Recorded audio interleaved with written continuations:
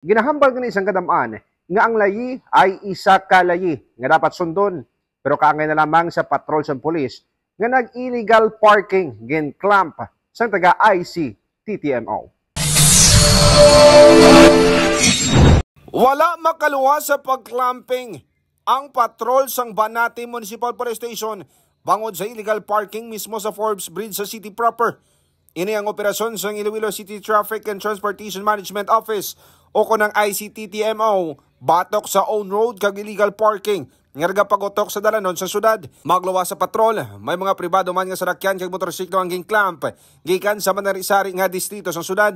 Bangod sini nagapangayo sa pasaylo ang hepe sa Banati Municipal Police Station kag pahayag pa sini alas 10 sa nga Pebrero 18 ang ilang schedule sa Prosecutor's Office para sa appointment agud mag-file sang kaso. Nalibot na sa patrol ang Hall of Justice pero wala gid sa minakita nga parkingan kag namangkot ang pulis sa gwardiya kung pwede makapark sa nasamit kag tulay kag diri sila gintodlo.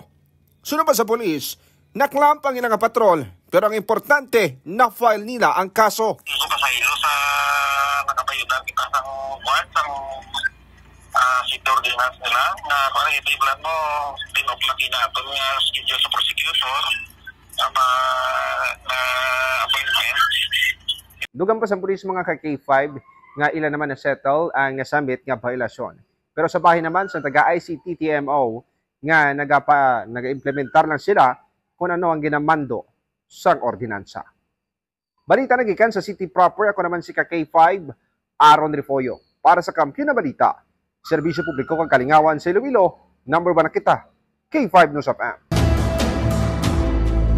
Ang ining balita ang ginadulong sa inyo sang DTX Coffee Mix. Himo sa natural nga sangkap pareho sang amarkuso, chia seeds, desugared sugared cane extract powder. DTX Coffee Mix. Nakakapi ka na, naka-detox ka pa. DTX Coffee Mix. Mabakal sa mga butika.